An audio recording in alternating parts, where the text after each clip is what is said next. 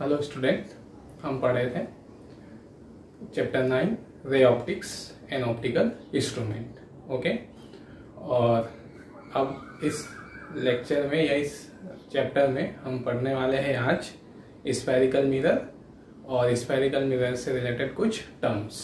Okay, और rules of reflection from the spherical mirror. Okay, तो पहले हम देखते हैं इंट्रोडक्शन ऑफ स्फेरिकल मिरर। ठीक है, तो एक्चुअल में जो स्फेरिकल मिरर बनाया कैसे जाता है उसको हम समझे, है ना। तो स्फेरिकल मिरर बनाने के लिए, ठीक है, क्या किया जाता है कि जो होलो स्फेयर है, ओके, होलो स्फेयर, ग्लास का होलो स्फेयर, ओके, होलो ग्लास स्फेयर, ठीक है। तो ऐसे ग्लास के स्फेयर के ऐसे छोटे छोटे पार्ट्स कट कर दिए जाते हैं, है ना, इस तरह से, इस तरह से।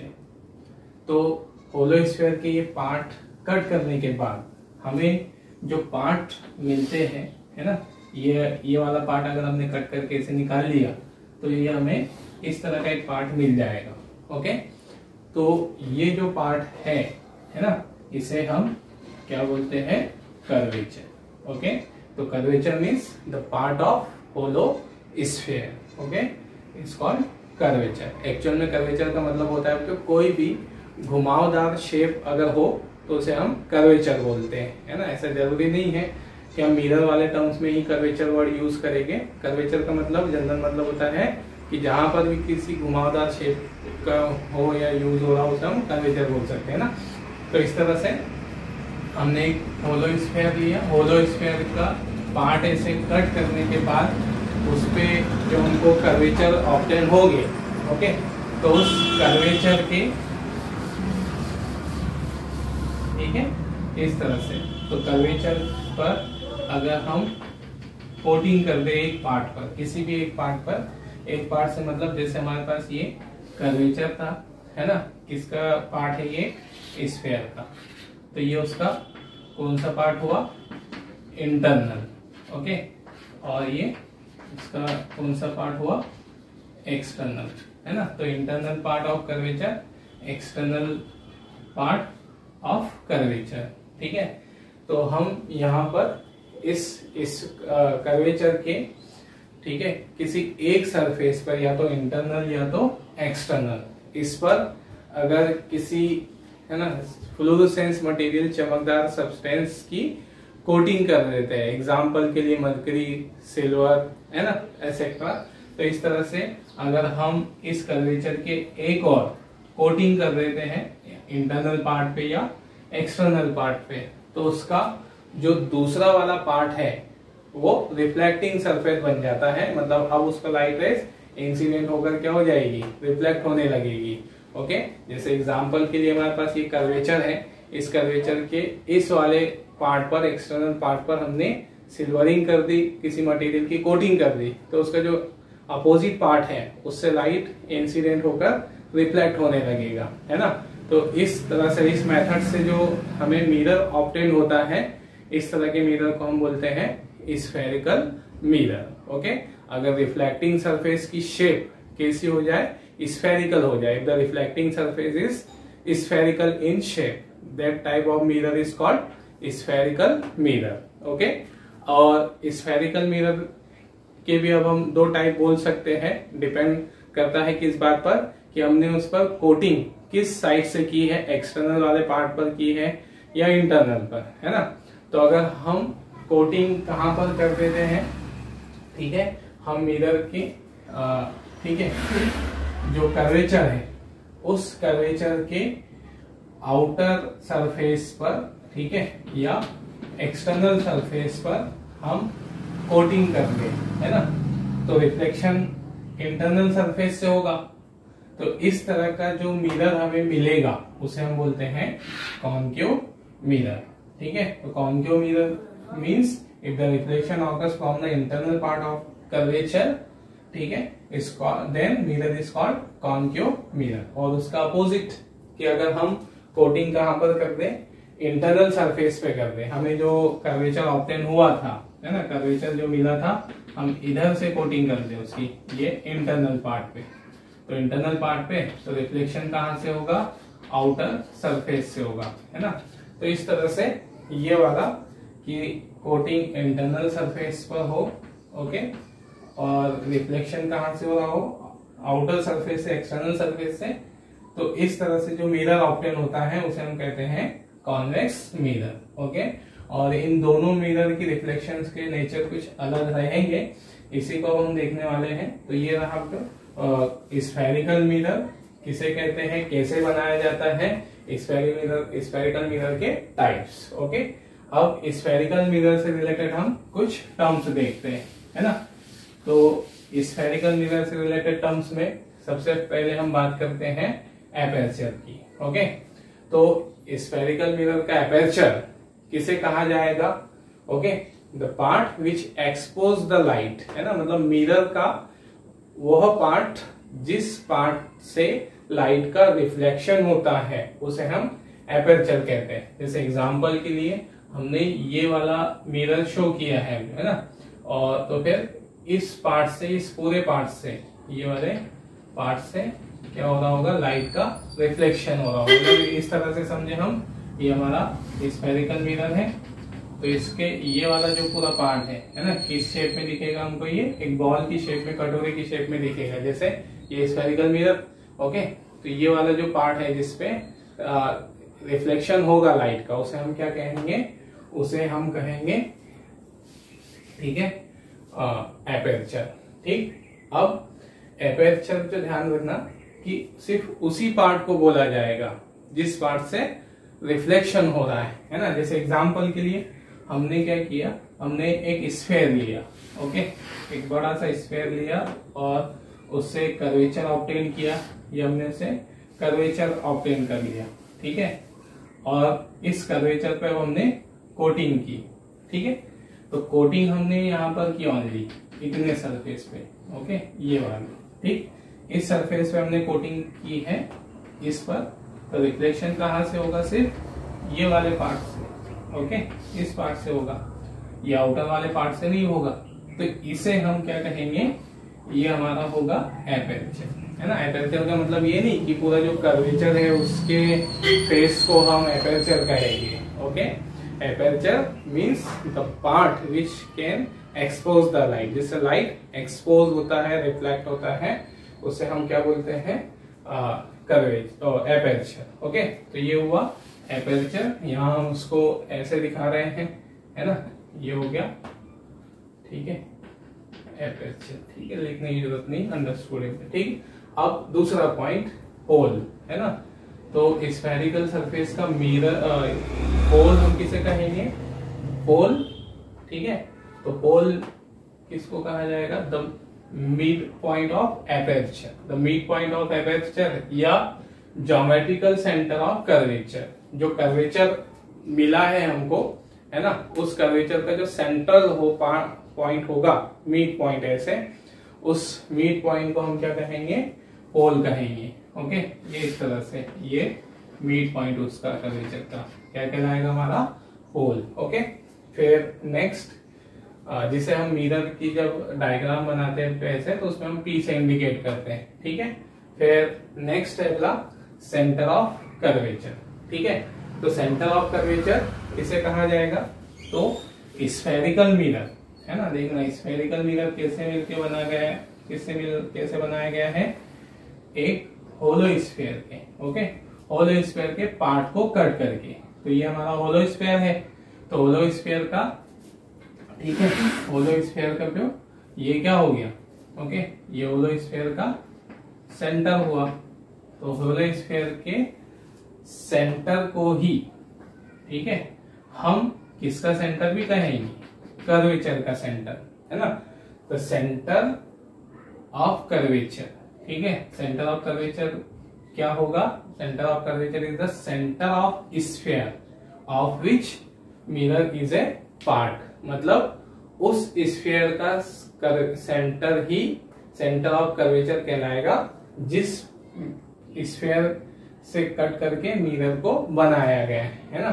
तो ये हमारा होगा सेंटर ऑफ कर्वेचर, है ना। कैसे डिफाइन कर सकते हैं हम, द सेंटर ऑफ स्फीयर, ठीक। Of which mirror is a part is called centre of curvature. और इसे हम यहाँ पर जनरली किससे डिनोट करते चलते हैं, सी से। ओके, फिर नेक्स्ट आएगा रेडियस ऑफ कर्वेचर। तो सिमिलरली जो सेंटर ऑफ कर्वेचर है, मतलब जिस स्फीयर का स्फीयर से कर्वेचर निकाला गया है उसके सेंटर को सेंटर ऑफ कर्वेचर, और उसकी रेडियस को हम क्या बोलेंगे, रेडियस ऑफ कर्वेचर। तो radius of curvature means the radius of sphere of which mirror is a part, मतलब मिरर जिस स्फीयर का पार्ट है उस स्फीयर की रेडियस को ही क्या कहा जाता है, centre of radius of curvature. और उसे हम यहाँ पर ऐसे इंडिकेट करेंगे, ठीक। ओके, या ऐसे बोल सकते हैं सेंटर ऑफ कर्वेचर और मिरर तक के बीच की जो डिस्टेंस है उसे हम क्या कहेंगे, रेडियस ऑफ कर्वेचर, है ना। तो रेडियस ऑफ कर्वेचर को हम ऐसे भी डिफाइन कर सकते हैं, distance of mirror from the distance of mirror from its centre, या distance of curvature from the centre, ठीक है, is called centre of radius of curvature. और इसे हम किससे इंडिकेट करके चलते हैं, आर से। ओके, तो ये वो ऑब्जेक्ट से रिलेटेड डेफिनेशन, ठीक। नेक्स्ट अगला है प्रिंसिपल एक्सिस। ओके, तो प्रिंसिपल एक्सिस किसे हम कहेंगे, मिरर के, ओके, मिरर के पोल और सेंटर ऑफ कर्वेचर को ज्वाइन करते हुए जाने वाली जो लाइन है, स्ट्रेट लाइन, उसे हम कहते हैं principal axis. The line, straight line which joining the centre of curvature to the pole of mirror is called principal axis. Okay, और ठीक है, ज्योमेट्रिकली जो प्रिंसिपल एक्सिस को ड्रॉ करने के लिए हम इसे कितनी भी दूरी तक एक्सटेंड कर सकते हैं, है ना। मतलब ऐसा नहीं कि ये पोल से ही स्टार्ट होती हुई मानी जाएगी, इधर सेंटर ऑफ कर्वेचर पे खत्म होते हुए मानी जाएगी, इसे हम जितना चाहे आगे एक्सटेंड कर सकते हैं। ओके, तो ये हुआ प्रिंसिपल एक्सिस, ठीक है। नेक्स्ट इसी तरह से प्रिंसिपल एक्सिस पर एक पॉइंट अब ऐसा होगा, ठीक है, जैसे हम फोकस कहेंगे, है ना। फोकस क्यों कहेंगे, तो ठीक मिरर पर, ठीक है, आने वाली लाइट रेज, जैसे ये हमारा मिरर है, इस मिरर पर, ठीक है, ये मिरर का प्रिंसिपल एक्सिस, तो प्रिंसिपल एक्सिस से आने वाली लाइट रेज पैरेलल आने वाली, ओके, जैसे ये light rays, incident light rays mirror के प्रिंसिपल एक्सिस के कैसे आई है, प्रिंसिपल एक्सिस के पैरेलल ट्रेवल करके आई है। ओके, तो पैरेलल ट्रेवल करके आई और रिफ्लेक्शन के बाद, मिरर से रिफ्लेक्शन के बाद ये जिस पॉइंट से पास होगी, ओके, इस तरह से, है ना, रिफ्लेक्शन के बाद ये ऐसे, तो जिस पॉइंट से ये पास होगी, ये जिस पॉइंट पर ये मिलेगी आफ्टर द रिफ्लेक्शन, उस पॉइंट को हम क्या कहते हैं, फोकस। तो फोकस मीन्स क्या, the point at the principal axis of mirror at which light rays meets और अपेयर्स टू बी मीट। अभी अपेयर्स टू बी मीट का मतलब क्या है, उसे हम नेक्स्ट इसमें देखेंगे, है ना। इसके बाद देखेंगे the point on principal axis of mirror at which light rays meets और appears to be meets after the reflection, which are travel parallel to the principal axis is called focus and it is indicated by F। इसे हम denote करते हैं F से। Okay, next एक और चीज यहाँ पर, ठीक है, इसी से रिलेटेड मिरर और, है ना, अगला टर्म इससे रिलेटेड हमारा होगा focal length. Okay, focal length किसे कहेंगे हम, डिस्टेंस, ठीक है, between the focus and the pole, distance between ये, okay, focal length, distance between the focus and the pole, या distance of focus point from the pole of mirror is called focal length, और इसे हम generally small F से denote करते हैं, है ना। क्या रहेगा डेफिनेशन इसकी, the distance of focus of mirror, ठीक है, from its pole is called focal length. Okay, और इस फोकल लेंथ को किससे डिनोट करते हैं, and it is denoted by small F. ठीक है, तो ये रहा उससे रिलेटेड टर्म्स। नेक्स्ट अगला है फोकल प्लेन, है ना। तो फोकल प्लेन क्या कहेंगे हम, मिरर के फोकस से जाने वाला जो प्लेन होगा, है ना, उस प्लेन को हम क्या कहेंगे, फोकल प्लेन। तो ये हमारा मिरर है, ये उसका फोकस है, तो फोकस जिस प्लेन पर एग्जिस्ट करेगा, जैसे हमने कहा ये हमारा मिरर, ठीक है, मिरर से लाइट रे रिफ्लेक्ट आई है, यहाँ आकर यहाँ मिल गई है सब रिफ्लेक्शन के बाद, तो यहाँ फोकस हुआ। ओके, तो फोकस का ये जो प्लेन है इसे हम क्या कहेंगे, फोकल प्लेन, है ना। तो अगली टर्म इससे रिलेटेड फोकल प्लेन। ओके, तो डेफिनेशन क्या दे सकते हैं, the plane passes, okay, perpendicular to the principal axis, ठीक है, from the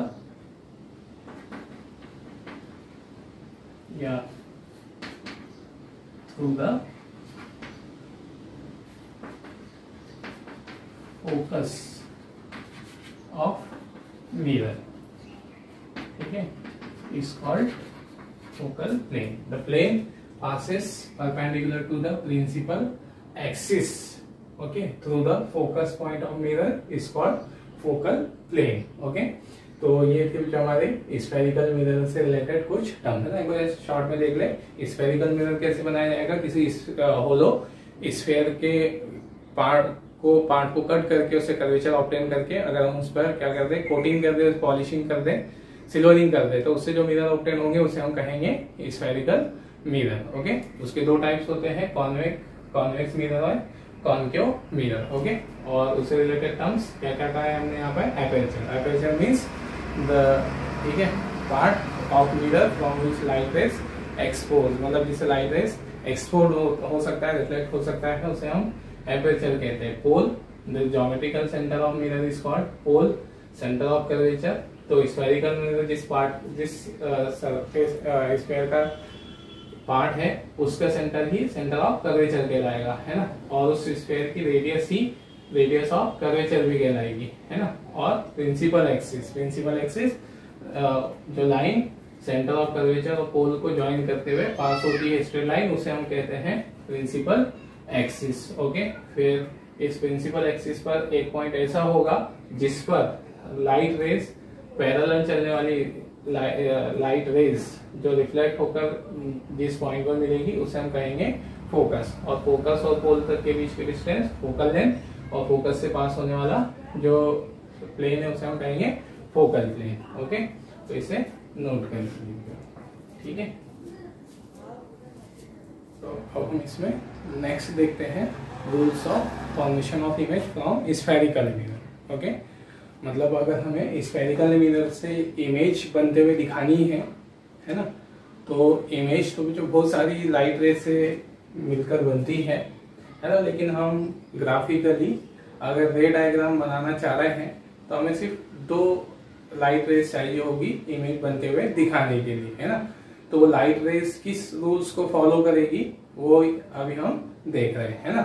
तो ठीक है कि फर्स्ट, है ना, फर्स्ट रूल क्या है कि अगर लाइट रेस, ठीक है, अगर लाइट रे कहां पर, स्फेरिकल मिरर पर कैसे इंसिडेंट हो रही है, after travelling the parallel to the principal axis. ये हमारा क्या है, प्रिंसिपल एक्सिस है, ये हमारा concave mirror. Okay, concave mirror के लिए हम दिखा रहे हैं पहले, तो कॉन्केव मिरर के लिए पैरेलल चलने वाली, प्रिंसिपल एक्सिस के पैरेलल चलने वाली लाइट रेस, ठीक है, हमेशा ओके रिफ्लेक्शन के बाद कहां से जाएगी, फोकस से। ओके, हमेशा कहां से जाते हुए जाएगी ये, रिफ्लेक्शन के बाद फोकस से, ठीक है। और अगर कॉन्केव मिरर हो, है ना, ये किसके लिए है, फॉर कॉन्केव मिरर। ओके, और फिर similarly for convex mirror. Okay, तो कॉन्वेक्स मिरर पर अगर लाइट रेस प्रिंसिपल एक्सिस के पैरेलल इंसिडेंट होती है ना, ये हमारा कॉन्वेक्स मिरर, इस पर अगर लाइट रेस प्रिंसिपल एक्सिस के पैरेलल चलकर इंसिडेंट होगी तो वो लाइट रेस रिफ्लेक्शन के बाद, ओके, रिफ्लेक्शन के बाद किस तरह से जाएगी कि वो कहां से आती है अपेयर होगी, from the focus of mirror. Okay, तो ये फर्स्ट रूल है। मतलब अगर जो भी लाइट रेज हम ड्रॉ कर रहे हैं जो प्रिंसिपल एक्सिस के पैरेलल चल रही है, चलकर इंसिडेंट होती है मिरर पर, तो कॉन्केव मिरर के केस में वो रियल में रिफ्लेक्ट होकर कहां से जाएगी, फोकस से। ओके, और कॉन्वेक्स मिरर के केस में वो रिफ्लेक्ट होकर इस तरह से जाएगी कि कहां से आती हुई अपेयर होगी हमें, फोकस से। ओके, तो ये है ना, इसमें एक बात और ध्यान में रखने वाली, इसका फोकस कैसा फोकस है, रियल फोकस। ओके, और इसका फोकस, क्योंकि लाइट है यहाँ पर रियल में नहीं मिल रही है लेकिन मिलते हुए अपेयर हो रही है, तो रियल फोकस और इसका इमेजिनरी फोकस। ठीक, तो ये रहा जो फर्स्ट रूल, लाइट रेस इस तरह से हम ड्रॉ करेंगे। सेकेंड कि इसका अपोजिट है ना, इसका अपोजिट कि अगर लाइट रेस कहां से ट्रेवल करती हो, अगर लाइट रेस है ना, कॉन्केव मिरर के लिए हम दिखा रहे हैं पहले डायग्राम उसका, फॉर कॉन्केव मिरर ऐसे। Okay, if the light rays coming from the focus and incident on concave mirror, then after the reflection it passes parallel to the principal axis of the mirror. Okay, मतलब इसका opposite case ही जो light rays focus से चलकर incident होगी, मतलब mirror पर incident हो रही है, कहां से जाते हुए, फोकस से चलकर जाते हुए इंसिडेंट हुई है, तो वो रिफ्लेक्शन के बाद कैसे हो जाएगी, पैरेलल हो जाएगी। जस्ट इसका अपोजिट केस। ओके, और सेकेंड किसके लिए, फॉर कॉन्वेक्स मिरर है ना, तो कॉन्वेक्स मिरर पर ठीक है, फोकस कहां पर आते हुए अपेयर होने वाली, कि लाइट रेज, ठीक है, अगर कॉन्वेक्स मिरर के फोकस पर आती हुई अपेयर होती है, ओके, तो रिफ्लेक्शन के बाद ये कैसे रिटर्न हो जाएगी, तो parallel to the principal axis. ठीक है, ये किसके लिए हमारे पास, कॉन्वेक्स मिरर के लिए है ना, दोनों अपोजिट केस है। ठीक है, अगर प्रिंसिपल एक्सिस के पैरेलल चलते हुए इंसिडेंट होगी तो रिफ्लेक्शन के बाद फोकस से जाएगी या जाती हुई अपेयर होगी, आती हुई अपेयर होगी, और अगर फोकस से चलकर जा रही है, ठीक है, या फोकस पर आती हुई अपेयर हो रही, तो रिफ्लेक्शन के बाद कहां से चली जाएगी, प्रिंसिपल एक्सिस के पैरेलल हो जाएगी। ओके, और थर्ड रूल ये है कि ठीक है, और कॉन्केव मिरर, ठीक है, अगर लाइट रेस कहां से इंसिडेंट हो रही है, ओके, लाइट रेस मिरर के सेंटर ऑफ कर्वेचर से चलकर, ओके, सेंटर ऑफ कर्वेचर से चलकर इंसिडेंट होती है मिरर पर, ओके, तो वो विदाउट डेविएशन, ठीक है, मिरर पर सेंटर ऑफ कर्वेचर से चलकर इंसिडेंट होती है, तो विदाउट डेविएशन क्या हो जाएगी, वो अपने वापस उसी पाथ पर रिटर्न हो जाएगी। क्यों होगा ऐसा, ठीक है, उसको भी हम समझते हैं, है ना। पहले कॉन्वेक्स मिरर के लिए ग्राफ देख ले, इसका रे डायग्राम देख ले फॉर कॉन्वेक्स मिरर। ओके, तो कॉन्वेक्स मिरर पर लाइट रेस अगर कहां से आती हुई अपेयर हो रही हो, कहां पर आती हुई अपेयर हो रही हो, उसके सेंटर ऑफ कर्वेचर पर इंसिडेंट होती हुई अपेयर हो रही हो, ओके, तो वो लाइट रेस रिफ्लेक्शन के बाद विदाउट डिविएशन उसी पाथ पे रिटर्न हो जाएगी, है ना। क्यों ऐसा, ये वाला केस क्यों, क्योंकि हमने पढ़ा है यहाँ पर laws of reflection. Laws of reflection में क्या देखा कि इंसिडेंट एंगल और रिफ्लेक्टेड एंगल दोनों, एंगल ऑफ रिफ्लेक्शन दोनों कैसे होते हैं, सेम, अगर सेम होते हैं, ओके, तो यहाँ पर है ना, ये एंगल कहाँ से मेजर किए जाते हैं, नॉर्मल से, मतलब मिरर पर रिफ्लेक्टिंग सरफेस पे जो हम नॉर्मल ड्रॉ करते हैं वहां से ये एंगल हम मेजर करते हैं, ठीक है। तो स्फेरिकल मिरर के केस में, स्फेरिकल मिरर पर अगर लाइट रेज कहां से चलकर आ रही हो, या है ना, कोई भी स्फेयर हो, ओके, स्फेयर के सरफेस पे अगर कोई लाइन कहां से चलकर इंसिडेंट हो रही है, उस पर कहां से आ रही है, सेंटर ऑफ कर्वेचर से, उसके सेंटर से आ रही है।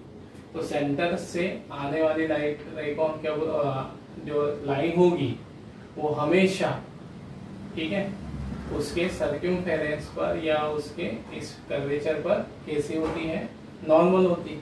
मतलब सिंपल सा जो रूल है कि सर्क्यूमफेरेंस पर लाइन, सेंटर से जाने वाली लाइन क्या होगी, रेडियस कहलाएगी, और रेडियस हमेशा क्या होती है, सर्क्यूमफेरेंस पर नॉर्मल होती है ना। नॉर्मल मतलब यहाँ कितने डिग्री का एंगल बनेगा, ठीक है, नॉर्मली इंसिडेंट होगी, नॉर्मल इंसिडेंट, तो नॉर्मल भी कैसा हो जाएगा, पैरेलल हो जाएगा, मतलब इंसिडेंट लाइट रे नॉर्मल के पैरेलल हो जाएगी, और नॉर्मल के पैरेलल होने का मतलब I is equal to 0, R is equal to 0, तो इसका मतलब I 0 है तो R भी 0 होगा, तो विदाउट डेविएशन उसी पाथ पर रिटर्न हो जाएगी, है ना। ये उसका कॉज है कि विदाउट डेविएशन क्यों रिफ्लेक्ट होती है वो, क्योंकि वो नॉर्मली इंसिडेंट होती है। मतलब हमेशा याद रखें, सेंटर ऑफ कर्वेचर से जाने वाली या सेंटर ऑफ कर्वेचर पर आती हुई अपेयर होने वाली लाइट रेज हमेशा मिरर पर, स्फेरिकल मिरर पर कैसे इंसिडेंट होती है, नॉर्मली इंसिडेंट होती है,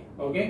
और नॉर्मली इंसिडेंट होने वाली लाइट रेज मिरर पर हमेशा विदाउट डेविएशन पास होती है, चाहे वो स्फेरिकल मिरर हो या प्लेन मिरर हो, ओके। तो ठीक है, ये रहेंगे फिर हमारे rules of formation of image. मतलब अगर हमें स्फेरिकल मिरर से इमेज बनते हुए दिखानी है, ओके, तो हम इन 3 रे में से कोई भी 2 रे का यूज करके हुए इमेज बनते हुए दिखा सकते हैं, ओके। तो ये रहेंगे rules of image formation from the spherical mirror, okay. फिर ठीक है, इसके नेक्स्ट लेक्चर में हम देखेंगे कि spherical mirror, sorry, concave mirror और कॉन्वेक्स मिरर से जो इमेज बनती है उनकी प्रॉपर्टीज क्या क्या होगी, इमेज को कहाँ, ऑब्जेक्ट को कहाँ रखने पर इमेज कहाँ बनेगी, ये सारी चीजें, ओके, नोट।